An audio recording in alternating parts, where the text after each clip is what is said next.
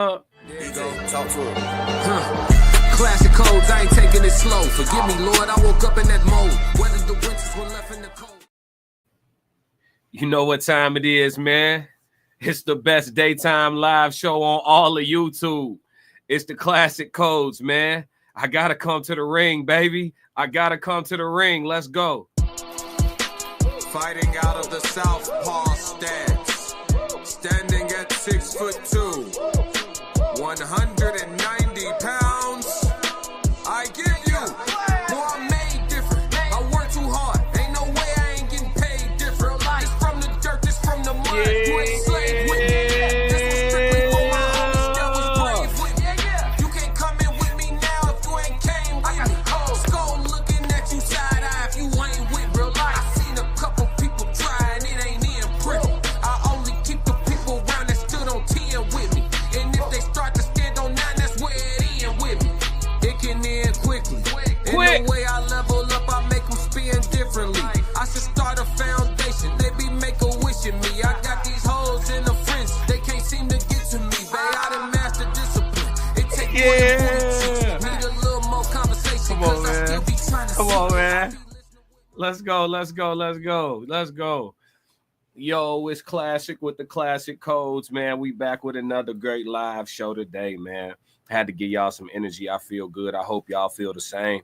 You know what it is. Before we get into it, make sure you hit the subscribe button. Make sure you hit that like button and stay active in the comments so we can have a conversation. Whether you agree or disagree, we got to crack these codes, man.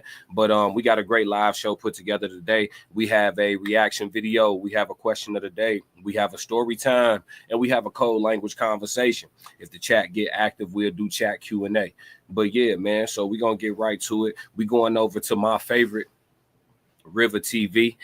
She got a great reaction video, so you know I like to join in and add to the commentary, and we're going to see what this one's about. The actual thumbnail is interesting because it says white woman checks black men. So off rip, you know, that's enough for me to hit the gas on this one, right?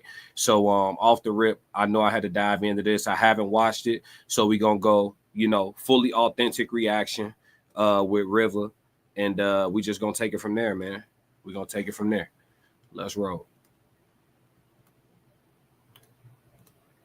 I have noticed that a lot of black men that specifically date white women like to treat black women horribly. And I will never understand. Your mother is black. Your sisters, if you have them, are black. Your grandmother is black. Why would you do that? What's up, guys? It's your girl Rivah, and I'm back again with another video. So I'm going to be honest with you guys. Oh, obviously I'm in a different setting. I'm not in my studio, so the sound's just a little bit different. But I saw this video when I was scrolling through the wonderful world of TikTok, okay? And I'm going to be honest with you guys. I did not watch the video. All I saw was this caption, and I knew that it's something that I wanted to react to, okay? So I'm going to keep it real. So I'm just going to go ahead and press play, pause play, and then give you guys my thoughts, my feelings, my opinions on this entire situation. So as we can see, it says here, black men that date white women, please explain this behavior. And then she has the angry face emoji. Like I said, that was enough for me to want to press play, but I wanted to press play over here. I have a question for some black men, because I know it's not all, so don't come for me saying she said all. I never said that. But I do have a question for some, specifically the black men who choose to date white women, because that is where I have seen it the most. But I was about to go into the store, right? There was a black man there. He was with a white woman. You could tell they were together. Okay. As I'm getting ready to come into the establishment, I'm right behind them. He holds the door for me. I said, thank you. He said, oh, you're very welcome. Okay. There was a black lady right behind me. He let that door go and slam in her face. And I looked, and I even said to him, I said, oh, that was very rude. And he said, what happened? I held the door for you. I said, yes, you did. I said, but why did you let it slam in her face? And he just kind of smirked and walked off. I'm going to let her finish. I think she has a lot to say, but I want to say this, right? And you guys know, I love y'all, and I keep it real with you guys, and I give you guys my real genuine opinions on stuff. And I just don't get on the train of a woman having a racial conversation about black men who date white women when you know, she is not a black woman. And I'm going to tell you why. Because it comes very much across like, and I could be wrong, it could be me, it could be my own feelings as a black woman, I don't know. But to me, it comes very much across as divide and conquer. And the reason why I say that is because I do not see, you know, women on the, white women in particular, on the internet, when black women talk about, oh, they go into, you know, Chad and Brad to go get pasta and lobster, I don't see white women deterring black women from dating white men. I don't see it. I'm just gonna keep it real. I don't see them saying, oh, you know, there's something wrong with them because they, or I don't see, you know, white women talking about how different white men are that date black women. I don't see that. But coming to the race that is already clearly divided, it's blatant, it's clear, and she knows that, hence why she made the video, because she knew that it would cause some kind of a ruckus based off of the climate of what's going on. And adding more, you know, gasoline on top of the fire, I just can't get with it. Hey, before we continue, I want to add to what Rivah just made some incredible points that I didn't even think about. And you know, that's why I love Rivah, because she dope like that. She just made some incredible points that I didn't even think about. Those weren't even the first thing that came to mind. But off rip, seeing a white woman who's trying to speak on behalf of black women to black men, off rip, like she said, you know, it's off-putting. I'm thrown off by that in the door. However, I can't say that I agree with all of Rivah's points. I just didn't think of those. The things that came to mind for me was more so, it was more direct, like, you know, stay out of black folks' business for real. Like, stay out of black folks' business. I'm gonna let this continue before I kind of go into the type of man that she probably witnessed that day in this scenario that she's explaining. But stay out of black folks' business is the first thing that came to my mind. Let's go. I have noticed that a lot of black men that specifically date white women like to treat black women horribly. And I will never understand it. I do not give a damn who you choose to date. You can date whatever race of people you want to date. I don't give a damn. But why must you treat black women so horribly? This is why I say that I don't think that she is equipped to have the conversation, because we can also talk about how black women, okay, who date white men get on the internet on a consistent basis and trash black men. We can talk about black women who date black men who trash black men, right? And also, she made a scenario about the door closing. I don't know how far from the door that lady was. I don't know if he literally slammed it in her face or she's just exaggerating to try to bring this point home because she wanted to have this, again, you know, kumbaya situation with her black sisters. You know, I'm not really sure what the narrative that she was coming into the conversation with was, but you know, to assume that the disdain towards the woman was because of the fact of the color of her skin, there could have been so many different situations. And it could have maybe been his situations of being around certain women and how they react to situations. But she made it, you know, a definite race thing. She made that situation into, you know, he don't love his mama, he don't love the women that look like him, all from this one passing scenario that she doesn't know the details of. When you choose to date outside of your race. And I have seen this more than once, so don't tell me that was just him, because it's not. I have witnessed it, that when a black man chooses to date another race, he chooses to treat black women like trash. And that's the most ignorant shit I have ever seen in my life. I will never understand that. I haven't witnessed this, but I also don't live the POV of a white woman. So I don't know, you know, what a white woman who hangs around black men gets to hear. I'm not a black man who dates white women. So I don't know the mindset of what a black man who dates white women would say around white women. You get what I'm saying? So I'm just taking in her perspective. I don't share it though. I don't have these experiences. I don't know black men. I know black men that choose to date white women who will talk crazy about black women, for sure. Those black men also don't have strong relationships with their black mamas. You know what I'm saying? So, you know, you can see where that's coming from. And then maybe they tried dating a sister here or there and it made them feel too much like mama and, you know, the trauma. You know what I mean? So I know black men like that, but I don't know any black men who go out of their way to be rude towards black women, you know, in some capacity. Now, what I wanted to add to this is that a lot of black men who end up with white women specifically, and and they lock in, a lot of them oftentimes, and it's not an absolution thing, but oftentimes they did want a black woman. They just never ran into one that was going to treat them how they want to be treated and agree with them the way they want, just cooperate the way that they want a woman to cooperate long term. And so the woman that they found that gave them the love the way they want to receive it happened to be, a white woman. So a lot of times when that ends up being the case, they have to live the experience of walking with their white girlfriend or white wife around and getting the looks and the snarls from sisters at restaurants and at grocery stores. They have to live that experience. So what happens to that black man is he starts to harbor some resentment. That happens sometimes to some brothers who date the snow bunnies. So I'm just letting y'all know. I'm not saying whether it's right or wrong. I'm just giving y'all the POV and how it gets to that place. Let's continue though. Have a right. You can have your preference. You can date whoever the fuck you want to date. This is a free country. Nobody said that. You can love whoever you want to love, but why must you just treat black women horribly when you choose to do that? I can't, again, it's not doing anything for me. Like, I can't have any passion towards this conversation or compassion towards this conversation, because I've seen the other side. I've seen where there's literally been somebody that has a platform that literally said that all black male babies should be deleted. Like, so if you can't have the conversation one way, especially this conversation, that's such a sensitive conversation, it cannot be had one way. It can't. Because there's too many layers. It's like an onion. There's too many layers to peel off of why people are behaving the way that they behave.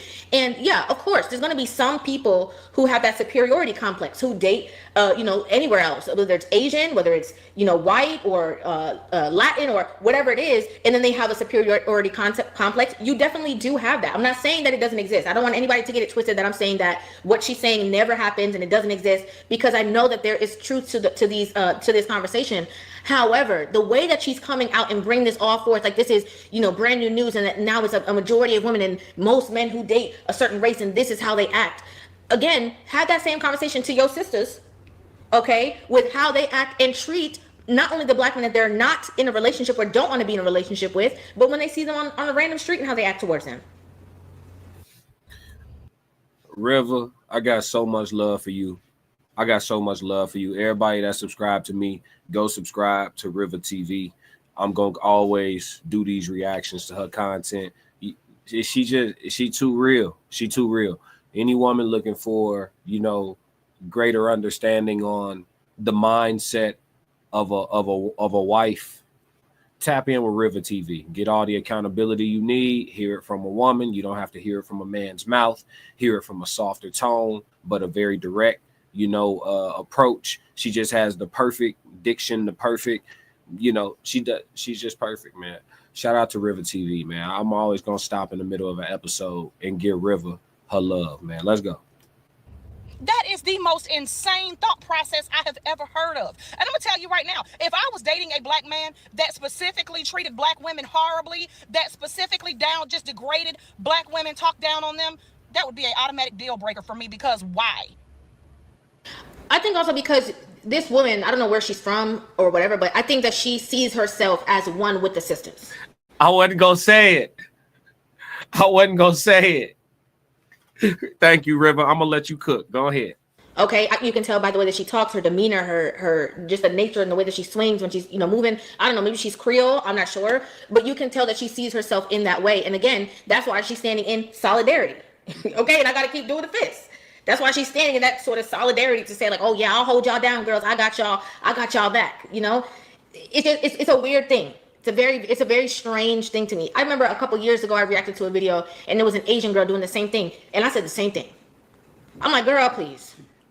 Girl, please leave the conversation. Please leave the conversation alone. Your mother is black. Your sisters, if you have them, are black. Your grandmother is black. Why? You see, I didn't even get to that part of the video. Authentically, I watched it with you guys, and I said it. I knew that was what she was gonna say. Your mama black, your sister black. You came from a black woman. How dare you? How come we don't have that same conversation geared to black women, saying your daddy black, your granddaddy black? You came from a black man. How dare you? Mm-hmm. And again. Yeah, let's just have a two-way. Let's just have it, because we've been having the conversation on our side. What we gonna have? I'm with her. What we gonna have it on y'all side? That's a great way to volley back. You know what I'm saying? Sometimes it be an imbalance in what conversations get had. And that's why you see an imbalance in the results. Let's go. If you were a part of, the bigger conversation, maybe you would have the know-how or the ability to effectively have a balanced conversation. You came in and said, people from one race who talk bad about their own race, I can't stand that. Conversation would have been done. But this targeted conversation to black men that date, women outside of their races and then victimizing black women in these situations, I just don't agree. I'm sorry. Would you do that? Just because you choose to date outside of your race never, ever, ever gives you the right to degrade black women. It's the most disgusting behavior I've ever seen, and I have seen it so many times, and I would love for someone to tell me why. Why do you do that? She one of the white women that would have marched with Dr. King and shit. The white people that got out there too. We're with y'all. We're with y'all. Head ass. Come on, man. Come on, shorty. Come on, shorty. I'm trying to be cool. Come on, G. It's too much, G. She sounded too much like auntie and shit. Don't she sound like come on, shorty. Come on, G. We know your archetype, G. She's a type. It's a type of them. You know what I'm saying? You know them when you see them. Oh, my mama, you can catch them. You can catch them at places like the Little League game. You can catch them at the. You gonna see them if you live in a big city and they had like a big picnic in the summertime. She gonna be at the picnic.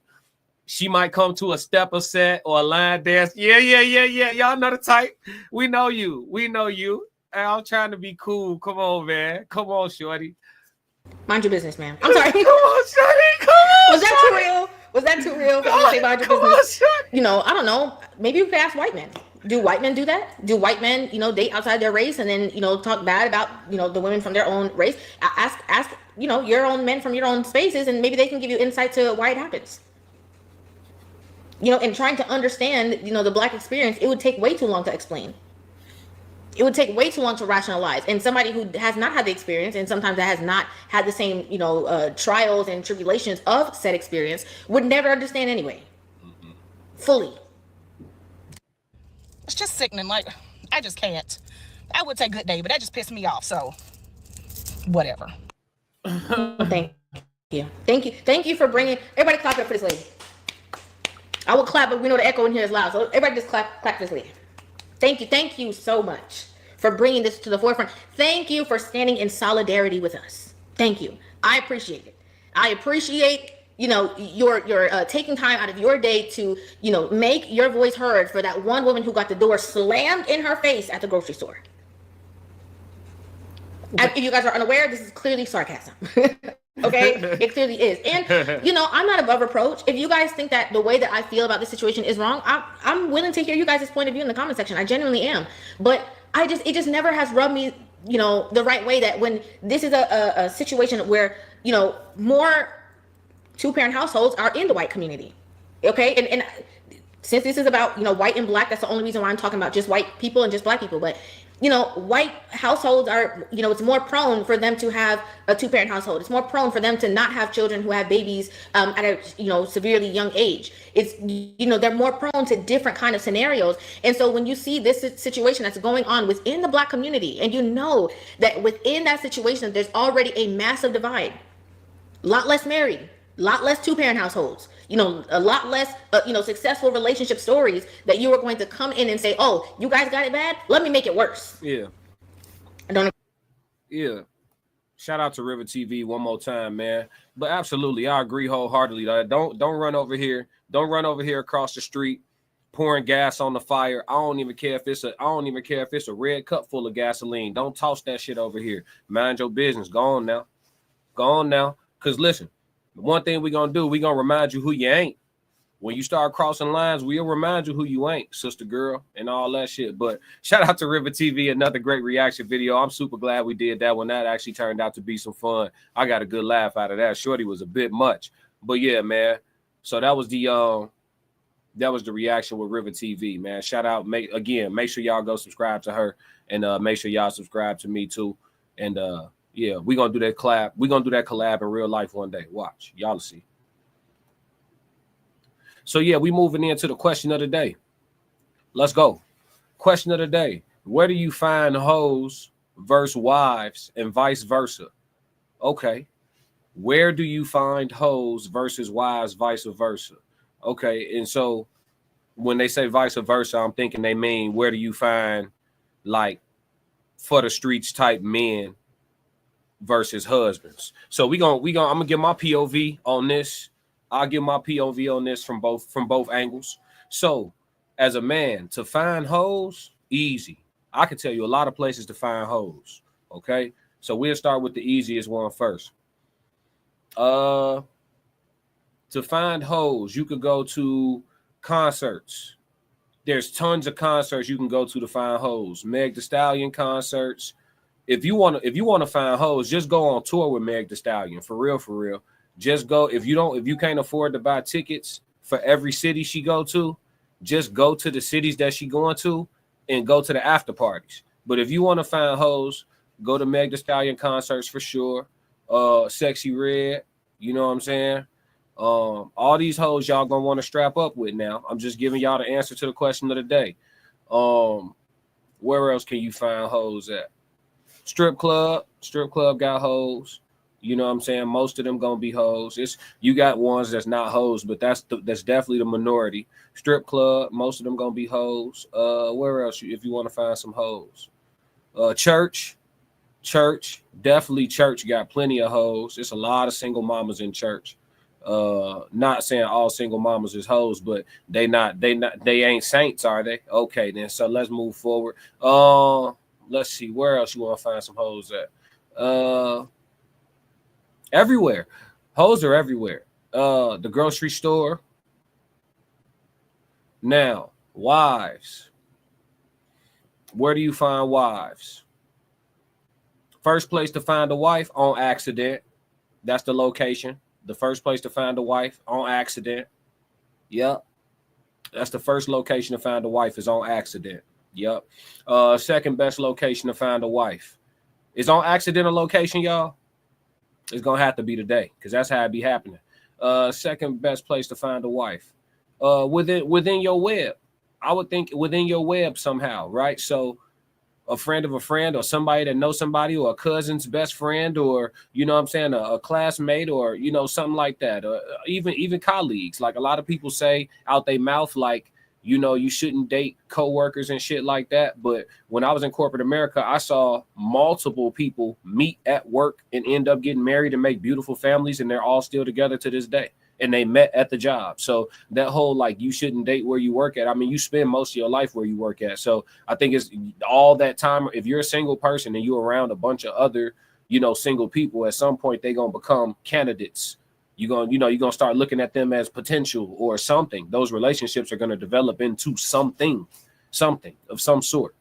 So yeah, and sometimes it's more than what you ever thought. So can't close yourself off to stuff like that. Where else can you find a wife? Yeah, on accident, in the workplace. Where else did I say? The library, like Barnes and Noble, library. Good place to run into a wife. You know, a woman that's looking for something good to read. That's a good foundation for some conversation, and we can go from there. I think that's all right. I'm not saying you 100% all good women go to Barnes and Nobles. I'm not saying hoes don't read. You know what I'm saying? It depends on what books she buying too, right? Now let's not remove context from this, y'all. I'm just trying to give y'all some good places to start. Help me out. Where else? Where else can you find a wife?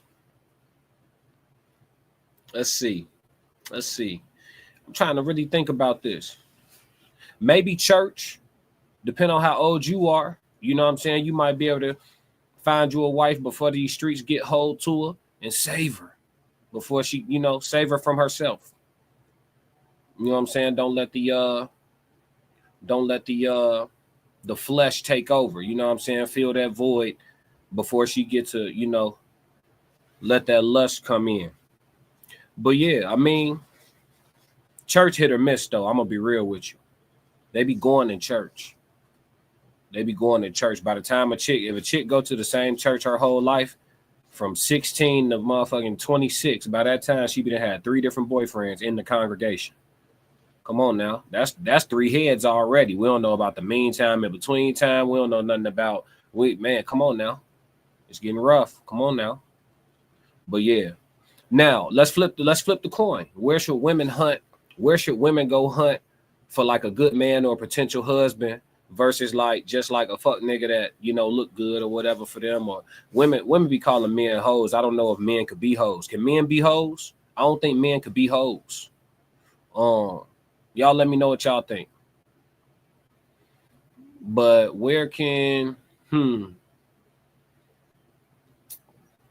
I think for women, if they looking for like a good dude, let's see. I'm a good dude. Where do I go? I don't go nowhere.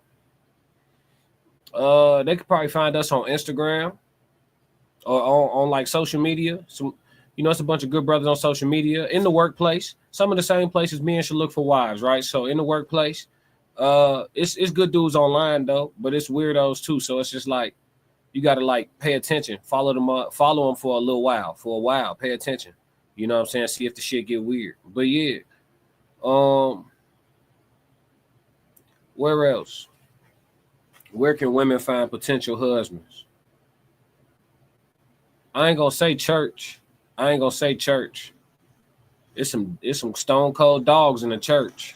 They be in there slaying coochie in the name of the Lord. I'm telling you. I ain't gonna say church. It get wicked in the church. Bookstores.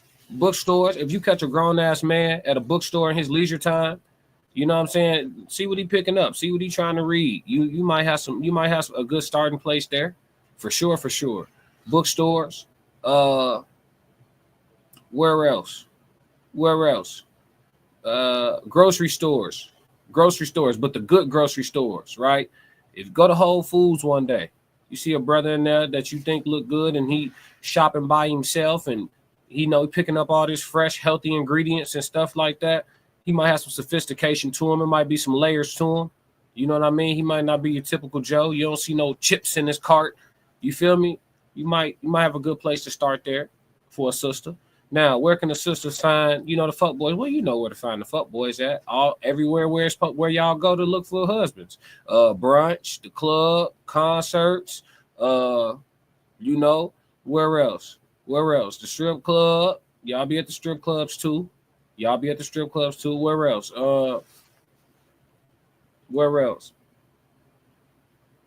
In the workplace.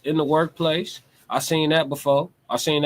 It'll be a good dude that work with a chick, and then a dude that's like on bullshit, and she be attracted to the dude that's on bullshit, but the good dude love her dirty draws, and she choose the dude that's on bullshit, and he dog out, and then she's closed off to dating in the workplace when the good dude still sitting there like, hey, even though you did that dumb shit, like I'm still right here. I seen that before in the workplace. But it's just like, if you're in an environment where the good and the bad are both present, then it comes down to your discernment, your vetting process, right? So, y'all got to see the world as the wild. This is the wild. You know what I mean? So, where do you find these people at? I mean, I think you stumble across a little bit of both everywhere, but trying to tell them apart these days, that's the gotcha. And we gonna end the question of the day on that. That's the gotcha. All right, we moving into a story time. We moving into the wonderful world of TikTok. You know the shit about to get interesting. This chick said her guy was sleeping with her sister for years while they was going together. So I gotta see how he put this play together. I didn't mean to say it like that. Kinda though. Kinda. I ain't gonna lie. I kinda meant to say it like that. I gotta see how he finessed this. Cause how he get away with it for so long. You know what I'm saying? Sometimes y'all gotta add to y'all. Never mind. I ain't gonna say too much on here, man. All right, let's do it. Oh, let's do it. 4 years. I've tried to make this 1,000 times, but it's so hard and lengthy. I have PCOS, polycystic ovarian syndrome, and I get hormonal fluctuations which give me BV. This is very important. I take these pills called Sleep Tight suppositories by a company called Sleepy Sis. They take my BV away within 1 day. This is also important to the story. I haven't always known this about myself. and I always have the pills on standby for when it happens. My sister moves back after being in California for so many years, and she's already known my boyfriend because we flew out there. She's been home, whatever the case is. However, not thinking anything of it. Now we're close, but we're not close to where I'm like, yeah, girl, like I got BB this week. Like it's not that close, but it's close to where like, bitch, I miss you. How you been? Blah blah blah. So it's been a year. She's been home, and one day she calls me and she was like, hey, I need you to take me to the clinic. And I'm like, why do you need me to take you to the clinic? And she's like, because I have like a weird fishy smell down there and it just doesn't look right. So I'm like, does it itch? And she was like, no, it's not a yeast infection. Like I looked it up. I think I have BV. So I say, okay, well, let's go to the doctor, whatever. I take her to the doctor. She has BV. Cool. Everything's cleared up. Moving along. A month later, I end up getting BV again. And this time like again, I'm not thinking anything of it because I'm known to get BV after my period, but I do know that my pills, the sleep tights, they take away my BV within one night. I just pop them in, go to sleep, my BV is gone. So whatever, I do the same routine, but this is where it gets weird. 2 days, maybe 3 at max after I do this, my sister calls me again to tell me that she's got BV again. Now, mind you, I have PCOS and hormonal fluctuations. I'm used to this happening here and there, but it was just so weird that now my sister, who's never gotten BV, all of a sudden is getting BV. Me and my man of 5 years take a shower together. I watch him wash himself. And, sometimes I help him or whatever the case is, right? And I also take these suppositories. So I know that they work because I am true to them. Like, I've been buying for them for like 4 years now, okay? Small little business. So now when she calls me again, I'm like, okay, well, since we know it's BV, I have these suppositories that you could take. So she was just like, oh my God, yes, I would love that. And she was like, how often do you get BV? Like, why did you just have these on standby? And I'm just like, oh, I get them sometimes because sometimes my hormones fluctuate because I have something called PCOS, whatever. But you could take them. Now, mind you, she already knew I have PCOS. So I was just giving her the rundown on how everything worked. So one day we're at my house, we're hanging out, I'm in the shower. I get out of the shower and I go in the kitchen and it is awkward. I could cut the tension with a knife. They both look like they were talking about something or doing something they shouldn't have been. And they're like, oh, hey, like, but as soon as I seen that, I felt a knot in my stomach. My ears start ringing. I start feeling hot. And I'm like, what's going on? And they're like, oh, nothing. Instantly knew something was up. But this is my sister and my man of 5 years. Like, couple days later, I end up getting BV again. This time I thought it was weird because I usually get it after my period, not before. So I'm talking to my mom on the phone and she was like, oh, did you give your sister some pills for BV? And I'm like, yeah, why? And she was like, oh no, she was just telling me that, she keeps getting BV and she has to keep taking these pills and that you give her the pills or whatever. I'm like, yeah, because I also get BV or whatever. So my mom's like, oh, I wonder if that's like something hereditary or whatever, but like I don't get BV. So she was like, I got it one time in college and that was it. Cool. Don't mention to anybody that I have BV at this point, right? Because now something is telling me to just clear it up with this suppository and watch what happens. I'm at home one day. My man ends up coming home like an hour later than he usually does because he had to stay over for overtime or whatever the case was. The very next day, I got BV. I call my sister and I'm just like, hey, like chopping it up with her. Like, I'm like, oh, we should have brunch this weekend, blah, blah. She's like, yeah, blah, blah. I'm like, how those like sleep tight pills I've been giving you? She's like, girl, these are amazing. My BV be gone within one day. I was like, when's the last time you got BV? She was like, oh, I got it like yesterday. I think she said yesterday, the day before. And I'm like, oh, that's interesting. Cool. I'm like, dang, it must be the weather. And she's like, yeah, because I never used to get this. And all of a sudden I'm getting this. So 2 weeks after that, we end up having a barbecue at the house. And my sister running outside behind her kid leaves her phone on the stand, whatever, on the kitchen island. Curiosity, baby. It killed the cat, and apparently hers, because it's rotten. I go through her phone, and why the fuck did she send this man a picture of the suppositories? And she was like, these are the ones that she gave me. I've been taking them. I don't know why I'm still getting BV. And he wrote, I'll find out for you. She replied, you must be giving it to me and getting it from her. The BV is the gift that keeps on giving. Like, 5 years down the drain, I do not talk to my sister no more. They don't talk to each other no more as far as I know. He was doing his own thing. She moved back to California. And that's how I found out that my sister was sleeping with my man of 5 years. I found out that my sister was sleeping. I know I'm supposed to react, chat. but I feel so much. I don't know what to say. It's a pretty. First off, where do I start? Where do I start? There's so much.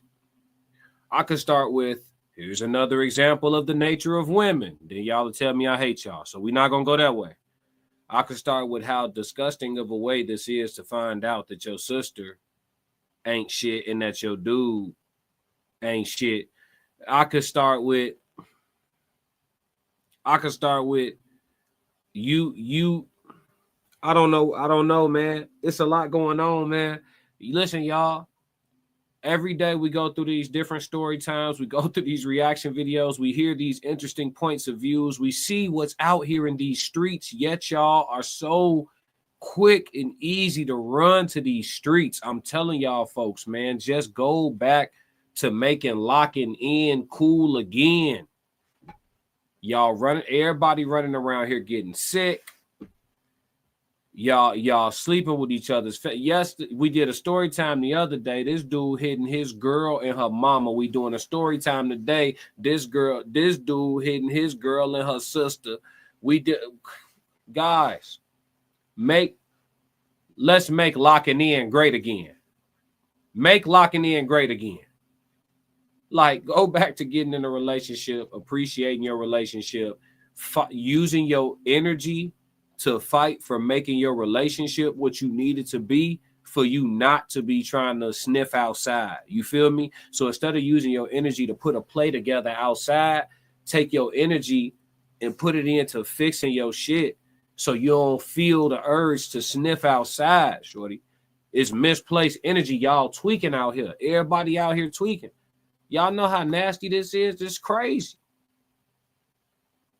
It's crazy. You know what I'm saying? She like, it's to the point now where she appreciating the bacteria. She said the bacteria helped me find out who loyal around me. It's a situation where it's just like, bruh. But man, another wild story time. Another wild story time for the books. I mean, what can I say? All right, let's move into the code language, man. The code language for the day, weaponize. You know how we do with the code language. We start off by looking into the book definition. So we're going to do that now. Weaponize. Adapt for use as a weapon. That is the definition. Adapt for use as a weapon. Second definition, exploit for the purpose of attacking a person or group or for spreading discord. You understand? So the reason why I wanted to talk about weaponizing today in the code language, the reason why I wanted to discuss weaponizing is because it's important to learn how to take all of life's experiences and use it for your betterment. I always say, don't go through something for nothing. And then I also say it's not happening to you, it's happening for you.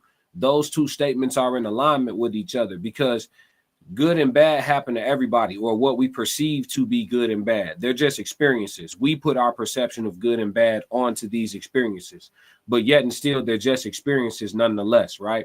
So these perceived good and bad experiences happen to everybody. These things are inevitable as long as you are going to be out in the world experiencing life. There's going to be ups, downs, hurdles, trials, tribulations, pain. These are things that they're unavoidable.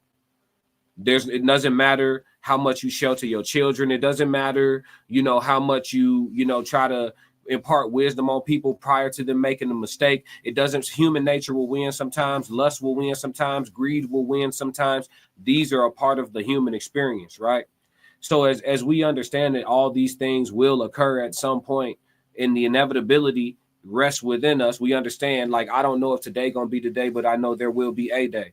When you come across these things, instead of being surprised, instead of being put off, instead of being in a place where you want to fight back against the reality of the situation, you take it and you weaponize it. Everything has energy associated to it. And so, for example, if you go through, I don't know, if you go through the loss of someone close, someone very close, that's a very painful thing to experience, but nothing will change it. Nothing will reverse it. Right. And so because you have to understand that the void will always be there, or the missing them, or that just, you know, the emotions that come with thinking about them, but not being able to touch them, hold them, or call them anymore, losing someone close, you may have to take that energy and move the energy. And that's where weaponizing comes into play.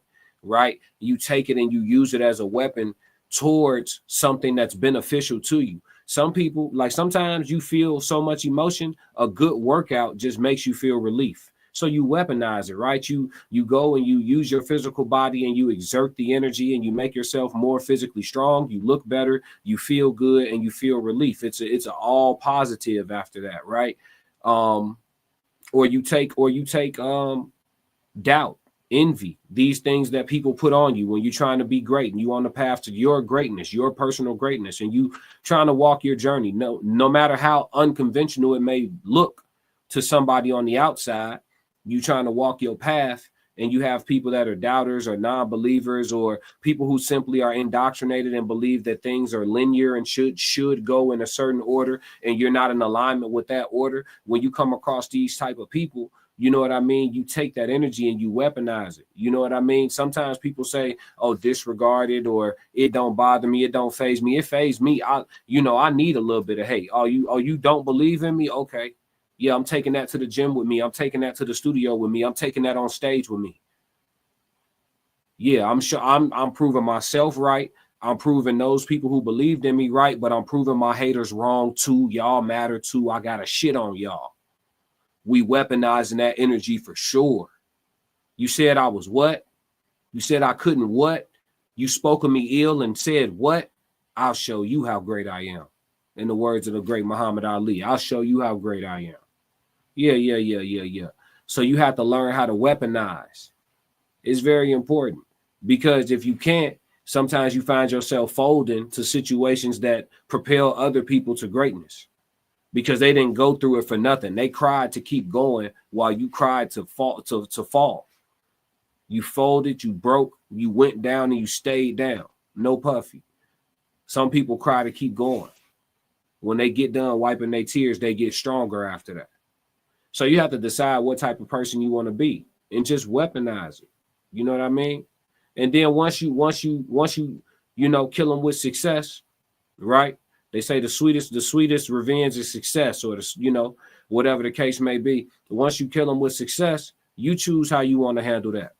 Some people get successful and then they be gracious to people that hated on them. They bump into them in the streets, and somebody tell them like, hey man, I didn't always think I never thought you would be, who you are or whatever. And they're like, oh, they're gracious to them. Like, oh man, I know it's unbelievable to me too. They say some cool shit. Then you got some people like, yeah, I know your ass was a hater. It's different type of energy, but you get to choose at that point what energy you want to give. It's up to you. And honestly, I don't think there's a right or a wrong. I just think it's different type of people. But that's the code language for today. Weaponize. Make sure you don't go through anything for nothing. Take something from it and use it for your benefit. That's the classic code language of the day. Yes, Lord. All right, y'all, you know what it is. That's the end of the live. If y'all don't do nothing else for me, make sure y'all stick to the codes. I love y'all. We gone. Classic codes, I ain't taking it slow. Forgive me, Lord, I woke up in that mode. Weathered the winters when left in the cold. Harden my heart and now harden the flow.